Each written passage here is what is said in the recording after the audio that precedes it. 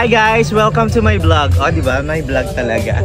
Anyway, may special guest ako ngayon guys dahil we're gonna taste at i-review natin yung kanyang bagong product. Actually, it's not bago.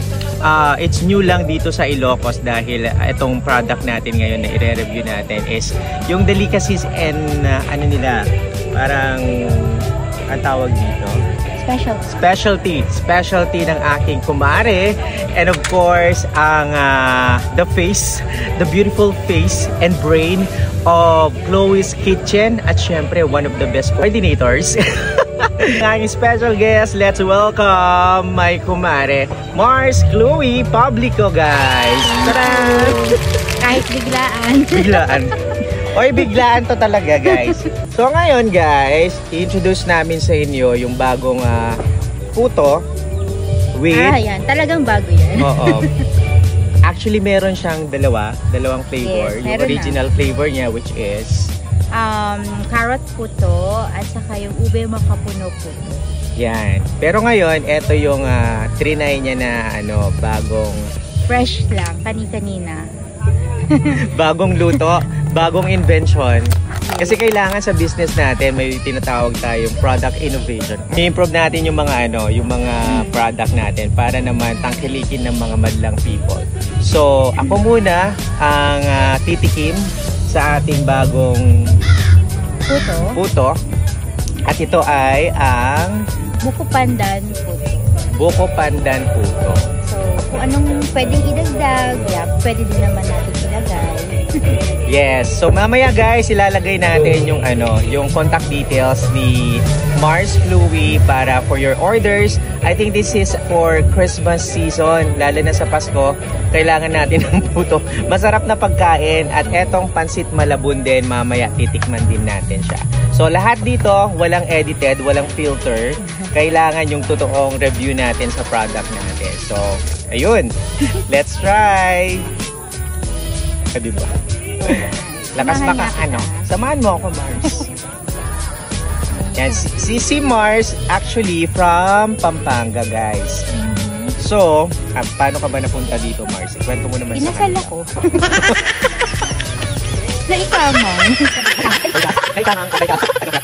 Naikamang dito'y Bantay, guys. Noong 2017, tapos after nun, I decided na mag-move dito sa Ilocos. Yun.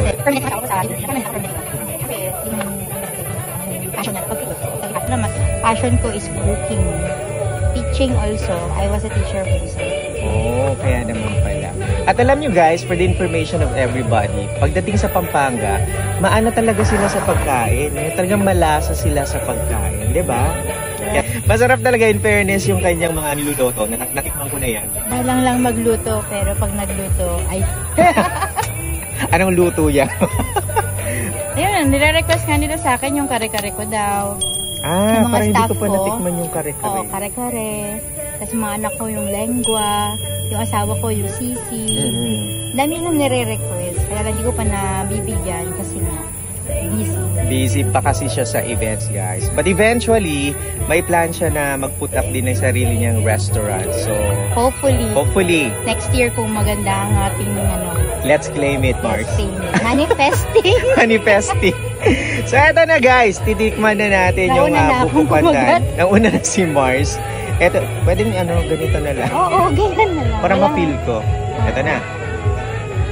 So, first ito, naisip ko lang kasi na Pasko, sana may konting green. Meron akong trinay na red velvet, kaya lang hindi ko na masyadong nagustuhan. Kaya, yan na lang ang ipapatikim ko sa'yo, yung nagustuhan ko, which is the buko pandan. Oh, Mars, in fairness masarap. Thank you. Masarap siya, guys. It's not the ordinary puto. Yun nga guys, habang kinakain ko siya, naamoy ko rin yung aroma ng pandan, which is yung organic pandan. Real pandan na pandan leaves. So I boiled. Inoil mo siya? Oo. Tapos yung water from the boiled pandan leaves, yun yung ginamit dito. Oh, kaya naman pala, in fairness, malasa, mabango guys.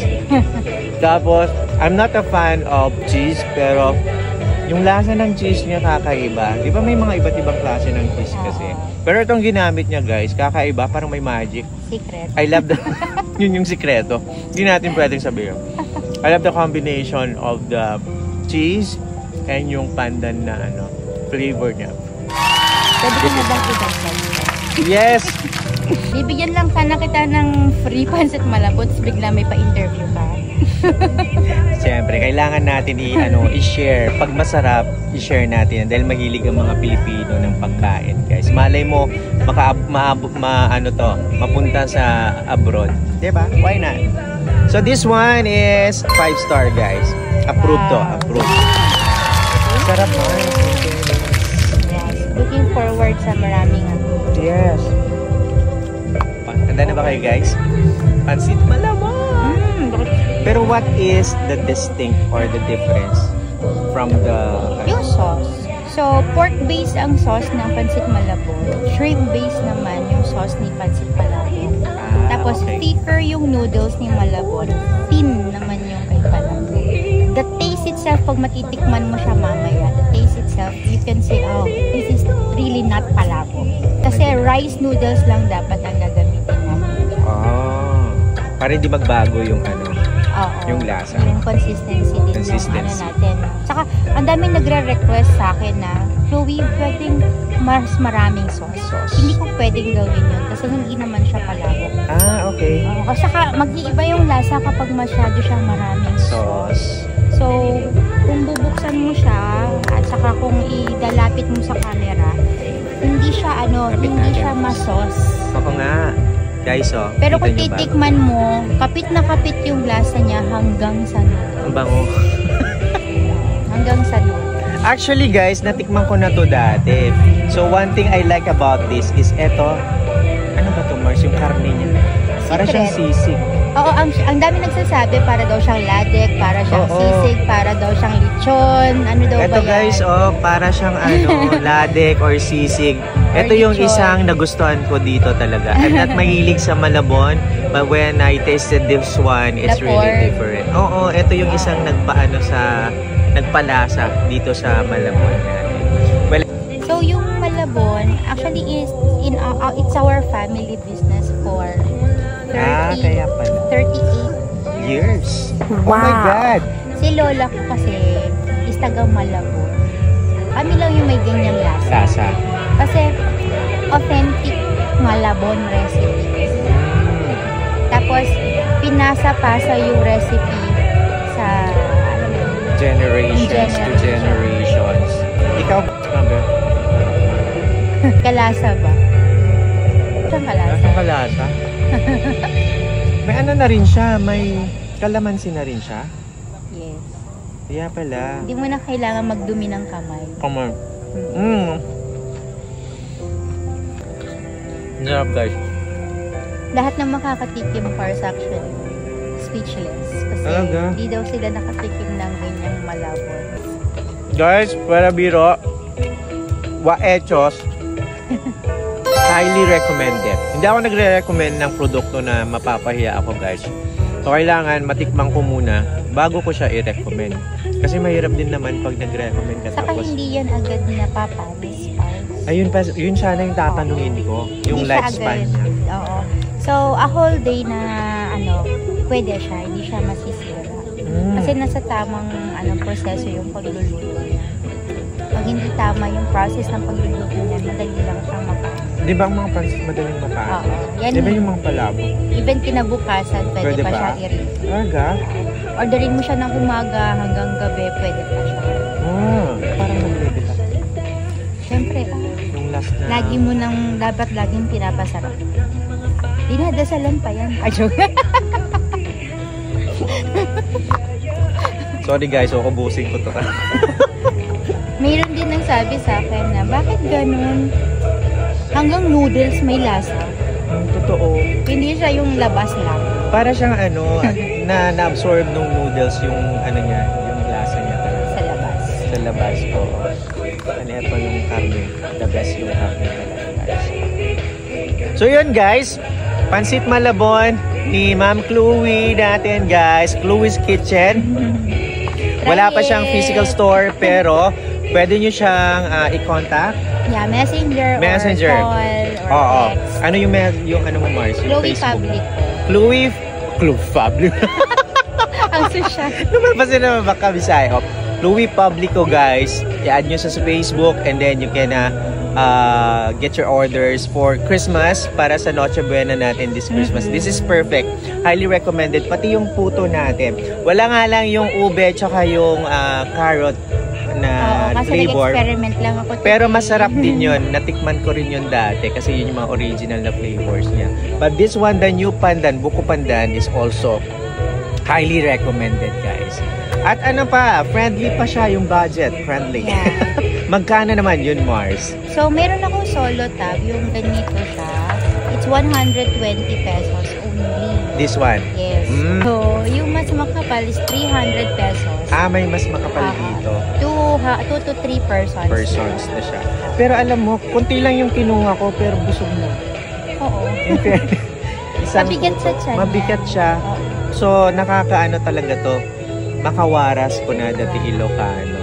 Yung hindi kasi Ilocano si Chloe, pero alam niyo yung mga ibang Ilocano. Makaawatak na yan. Mali yung ano. I'm sorry naman. So yun, guys, again, Pansit Malabon at saka yung puto natin by Chloe's Kitchen, guys. Abangan nyo, check yung Facebook niya, yung page niya. Naka-post lahat ng mga products mo doon, right? Yes. For Christmas season. So this konti lang yung products ko for now kasi ako lang at saka yung asawa ko yung nasa kitchen. Saka ma-maintain din yung quality. Exactly. So, hindi ko dinadamihan yung items. Yung items. Kasi may mga naghahanap bakit yun lang daw. Kasi the reason is yung quality kasi baka mag-sacrifice kapag sobrang busy na kami sa kitchen. Tama. So, hindi pwedeng i-sacrifice ang quality, guys. Maapektuhan din yung business natin pag ganun. So, okay yun para sa akin. Diba? Kaya malabot lang and puto, mga 3 flavor of puto. Yun lang yung order. So, check lang nila yung page mo pag gusto nila mag-order. Kasi may mga deadline ka, di ba? Yes. Pwede rin everyday ba? Everyday, yeah, open lang. Open siya everyday, guys. So, always check Chloe Publico. Yan. Ipapakita ko rin yung logo, guys, dito sa vlog natin. Ayun lang lumabas yung mukha ko with the malabon. Yeah. Nandito yung logo, oh. Yan. Yan. And for contact details also, lalagay din natin dyan sa baba para alam nyo din kung paano po kontakin si Ma'am Chloe. Okay, guys? Thank you, guys! Ay, nako, wag nang patumpik-tumpik pa. Go na. I-try nyo na. Highly recommended. If you want to support us, yes! Lalo na pag Pasko. Yung mga nag-iisip ng pang-Noche Buena. Correct. Buena Noche. So, pwede nyo siyang isama. Tsaka yung belief ng mga ng mga Chinese at mga ibang Pilipino din. When you eat pansit kasi, long life. Oo, the longer the life. Yeah, oo nga pala. Kulay orange ang 2024, guys. So, perfect ang Pansit Malabon. Yeah. Ito yung sinample ko kaninang red velvet. Yun ang asahan. O, diba? Ako din. Honest kami. Kasi pinatry niya sa akin. Hindi ko talaga rin feel ako, yung hindi ko niya. Talaga. So, sasabihin talaga natin na hindi siya masarap, diba? So, hindi natin i-recommend. Kaya, eggs na to. yung buko pandan talaga. Yung lasa niya kasi hindi siya pang puto talaga. Pancake talaga si Red Velvet. Si Red Velvet. So, any message para sa mga viewers natin, Mars? Yeah, if you would like to try, order lang kayo sa akin. Message me sa Chloe's Kitchen o kaya Chloe Publico. And then, for sure, hindi kayo mapapahiya sa mga bisita niyo. Yes, ako na nagsasabi, guys. Never kayo mapapahiya. So, yun. So, check nyo na yung page niya and give your orders now. Now. Thank you. Thank you, guys. Bye!